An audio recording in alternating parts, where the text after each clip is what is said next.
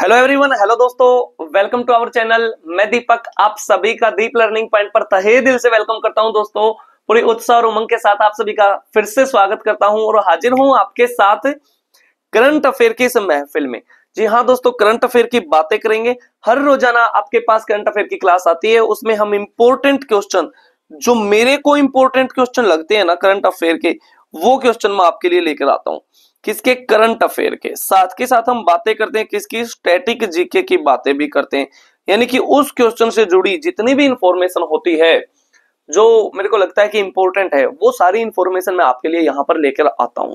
ठीक है, तो उसके बारे में बातें करेंगे। दोस्तों, आज है 23 मार्च और 23 मार्च के जितने भी इंपॉर्टेंट क्वेश्चन होंगे उन सभी के बारे में बातें करेंगे। तो उससे पहले क्वेश्चन शुरू करते हैं, उससे पहले आज की बातें सुन लो। क्या बातें हैं? कि जो बाहर की सुनता है वो व्यक्ति बिखर जाता है, वह बिखर जाता है, और जो अंदर की सुनता है ना भाई साहब, वो व्यक्ति निखर जाता है। ठीक है, तो आप अपने मन की सुनो, सिर्फ अपने मन की सुनो, बाहर की कोई भी बात आपके मन में प्रवेश ना कर जाए। समझ में आई है ना बातें? क्योंकि एक ठीक ठाक से चलने वाली गति वाली गाड़ी को एक कील लोहे की उसकी गाड़ी की गति को रोक देती है दोस्तों, पंचर कर देती है ना? आपने देखा होगा।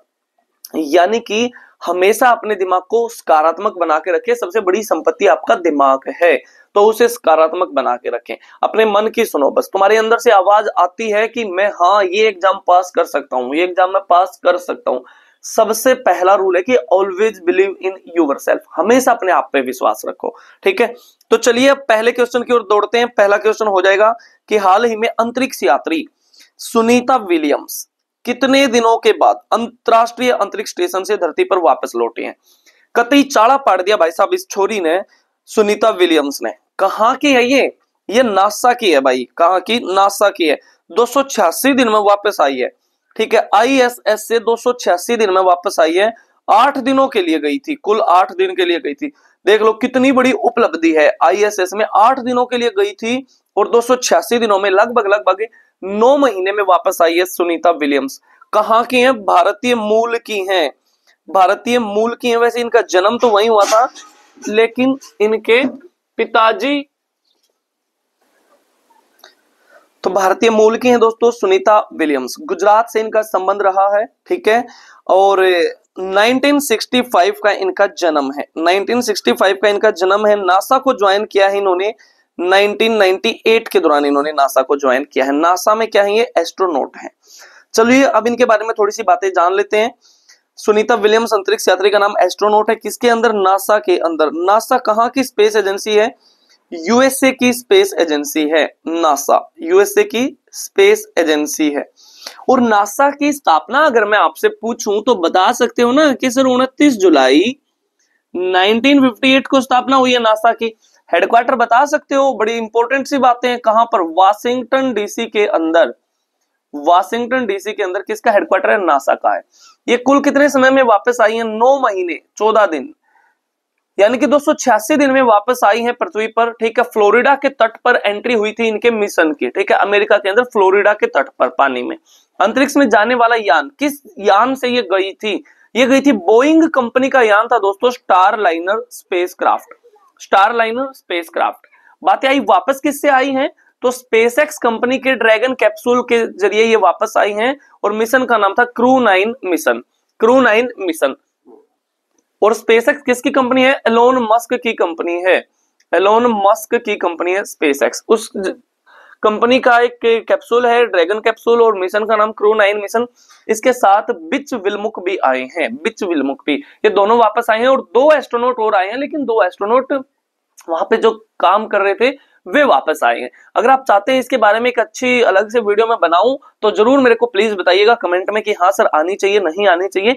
अपने ना ऑनेस्टली फीडबैक दिया करो यार तुम। ठीक है, अपने ऑनेस्टली रिव्यू दिया करो, जरूर बताया करो मेरे को। ठीक है, चलो नेक्स्ट क्वेश्चन की ओर आते हैं, भागते हैं। हाल ही में जारी विश्व खुशहाली सूचकांक 2025, वर्ल्ड हैप्पीनेस इंडेक्स 2025 में भारत की रैंक क्या रही है? यानी कि हम कितने खुश हैं? 118वीं रैंक हमारी रही है दोस्तों। 118वीं रैंक रही है। अगर इस पे पूछ रहे ना फर्स्ट कौन रहा है, फर्स्ट आपका फिनलैंड रहा है। कौन सा देश रहा है? फिनलैंड। अगर लास्ट आपसे पूछ रहे कौन सा देश रहा है, तो अफगानिस्तान रहा है। अफगानिस्तान रहा है। कितने नंबर पे? 147 नंबर पे रहा है अफगानिस्तान। चलिए नेक्स्ट क्वेश्चन की ओर आते हैं। नेक्स्ट क्वेश्चन हो जाएगा, हाल ही में विश्व गोरैया दिवस कब मनाया जाता है? विश्व गोरैया दिवस मनाया जाता है दोस्तों आपका 20 मार्च को। कब मनाया जाता है? 20 मार्च को। और ये मनाया गया 2010 में एक एनजीओ है जिसका नाम है नेचर फॉरएवर सोसाइटी, इसके द्वारा मनाया गया था, इसकी शुरुआत की गई थी। और गोरैया तो दिल्ली और बिहार का राजकीय पक्षी भी है। ये प्रश्न बहुत इंपॉर्टेंट है, पूछ सकता है दिल्ली का राजकीय पक्षी क्या है, बिहार का क्या है। ये तो एसएससी का आई लव यू क्वेश्चन बिल्कुल हो जाएगा। ठीक है, चलिए नेक्स्ट क्वेश्चन है, हाल ही में लॉन्च की गई एक पुस्तक लियो द अनटोल्ड स्टोरी के लेखक कौन है? इस पुस्तक के लेखक हैं दोस्तों पीएस रमन। पीएस रमन, ठीक है, पीएस रमन। ये पुस्तक चेन्नई सुपर किंग जो है टीम, उसके ऊपर कुछ लिखी गई है। और द अनटोल्ड स्टोरी लेखक है पीएस रमन। और पुस्तक का विमोचन किसने किया है? भारत की पहली टेस्ट जीत का हिस्सा रहे पूर्व क्रिकेटर सीडी गोपीनाथ ने इस पुस्तक को लॉन्च किया है। ध्यान रखेंगे, सीडी गोपीनाथ ने। लेखक है पीएस रमन। बुक का नाम क्या है? Leo the untold story. किसके ऊपर है? चेन्नई सुपर किंग जो टीम है उसके बारे में कुछ बातें इसके ऊपर लिखी गई हैं। नेक्स्ट क्वेश्चन हो जाएगा कि हाल ही में अंतरराष्ट्रीय ओलंपिक समिति आईओसी इंटरनेशनल ओलंपिक कमेटी की पहली महिला अध्यक्ष बनी है। कतई इंपॉर्टेंट क्वेश्चन हो जाएगा, कतई इंपॉर्टेंट। ठीक है, एसएससी का आई लव यू क्वेश्चन हो जाएगा, ध्यान रखेंगे ये बातें। और इसकी पहली महिला अध्यक्ष बनी है क्रिस्टी कोवेंट्री। क्रिस्टी कोवेंट्री, ठीक है। और ये जिस महाद्वीप से आई हैं उस महाद्वीप की तो पहली व्यक्ति हैं, यानी कि उस महाद्वीप से आज तक कोई भी नहीं बना था, कोई भी आईओसी का अध्यक्ष, और ये बनी है। और ये पहली महिला अध्यक्ष भी बनी है आईओसी की। अब आईओसी के बारे में जानते हैं सारी बातें। पहली बात तो ये निर्णय कब लिया गया? आईओसी का 144वां स्तर हो रहा था दोस्तों, कहां पर? ग्रीस के अंदर, ग्रीस यूनान जो देश है वहां पर। और ये यहां पर यह निर्णय लिया गया। और क्रिस्टी कोवेंट्री कहां की? जिम्बाब्वे की है। कहां की? जिम्बाब्वे की है। ये स्विमर भी हैं और इन्होंने ओलंपिक में 2 बार गोल्ड भी जीता है। कभी हल्के में ले रहे हो आप इसको, ठीक है, हल्के में मत लेना भाई साहब। और इन्होंने किसकी जगह ली है? ये थॉमस बाक की जगह लेंगे, यानी कि इससे पहले थॉमस बाक अध्यक्ष थे किसके? आईओसी के, इंटरनेशनल ओलंपिक कमेटी के। और आईओसी की पहली महिला अध्यक्ष बनने का गौरव उन्हें प्राप्त हुआ है। अफ्रीका से आने वाली पहली व्यक्ति हैं जिन्हें यह पद मिला है। बड़ा इंपॉर्टेंट क्वेश्चन हो जाएगा। अब इंटरनेशनल ओलंपिक कमेटी के बारे में जानते हैं। इंटरनेशनल ओलंपिक कमेटी की स्थापना की गई 23 जून 1894 को, 1894 को। हेडक्वार्टर कहां पर है? लुजाने नाम का शहर है स्विट्जरलैंड के अंदर, स्विट्जरलैंड में। वर्तमान में अध्यक्ष कौन बन गई? Christie Coventry. प्रथम आधुनिक खेल, आधुनिक ओलंपिक खेल कब खेले गए? 1896 में खेले गए यूनान, एथेंस के अंदर। यूनान की राजधानी एथेंस, वहां पर, ग्रीस जिस देश को बोलते हैं। उसके बाद पूछ सकता है आपसे, भारत ने पहली बार पार्टिसिपेट कब किया? 1900 के ओलंपिक में, पेरिस ओलंपिक में भारत ने पहली बार पार्टिसिपेट किया। इतनी सी बातें याद रख सकते हैं। अच्छा, ओलंपिक खेलों के जनक कौन है? मॉडर्न ओलंपिक खेलों के जनक कौन है? Pierre de Coubertin. Pierre de Coubertin इनके जनक माने जाते हैं, कुबार्टिन। उसके बाद अभी जो रिसेंटली ओलंपिक हुआ था 2024 वाला, वो भी कहां हुआ था? पेरिस के अंदर हुआ था। ठीक है, अगला ओलंपिक कहां पर होगा?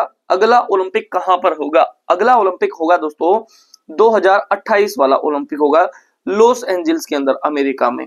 2032 का ओलंपिक होगा कहां पर?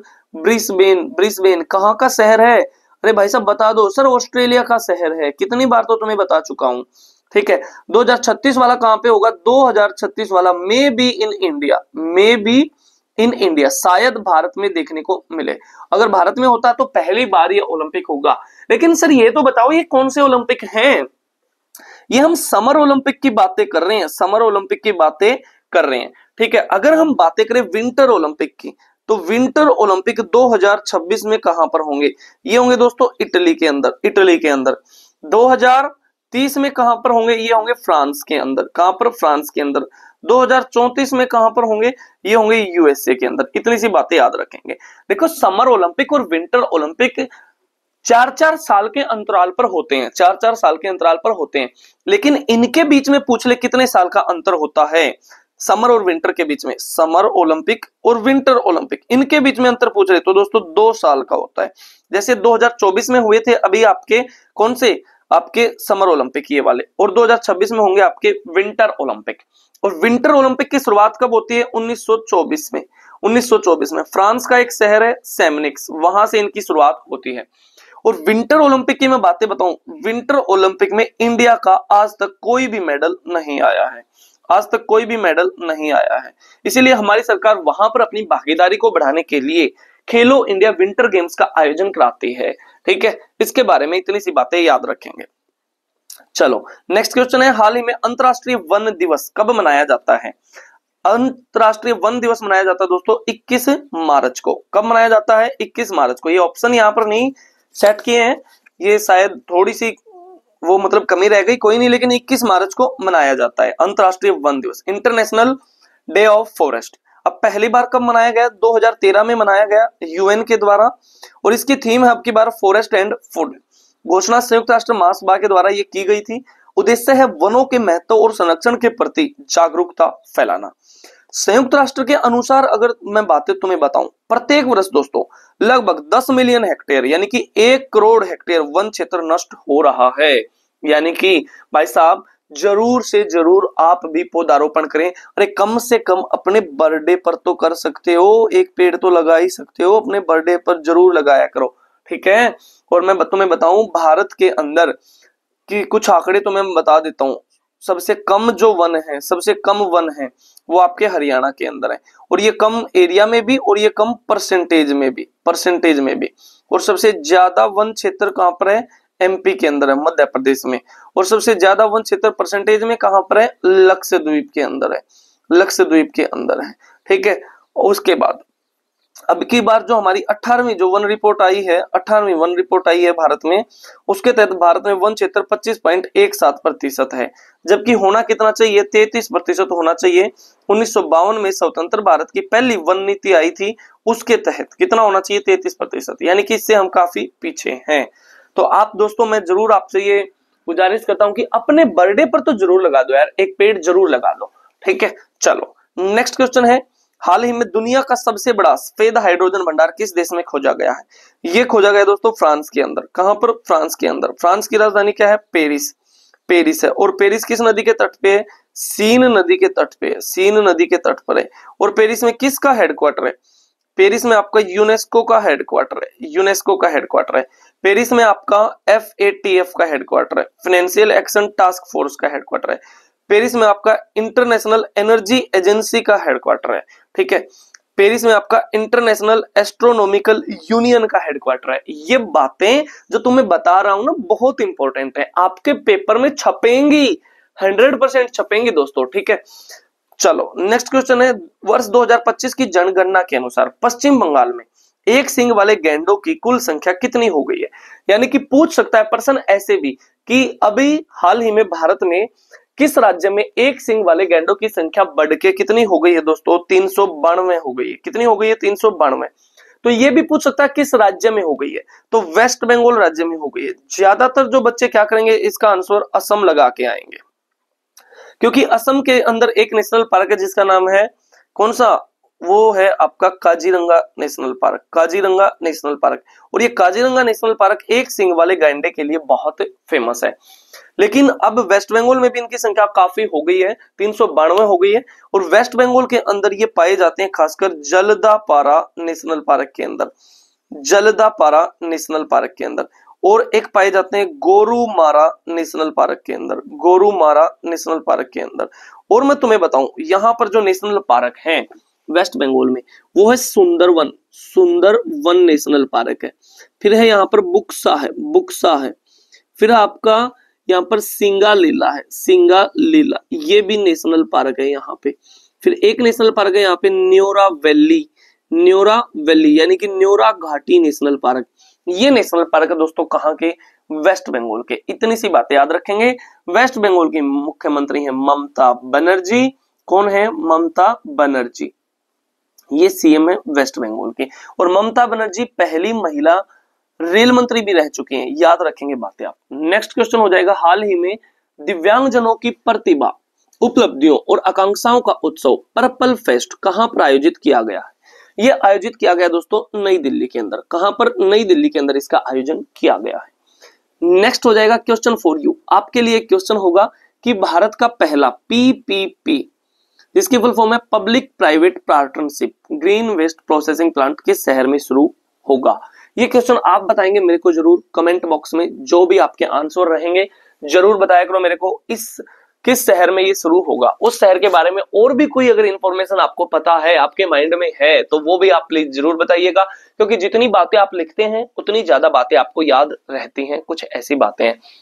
तो चलिए दोस्तों, आज की बातें यहीं तक रखते हैं, बाकी बातें अगली क्लास में करते हैं, सेम टाइम सेम जगह। एकदम खुश रहा करो, मस्त रहा करो, क्योंकि जिसकी मस्ती जिंदा है उस व्यक्ति की हस्ती जिंदा है, अदरवाइज वो इंसान इस दुनिया में जबरदस्ती जिंदा है।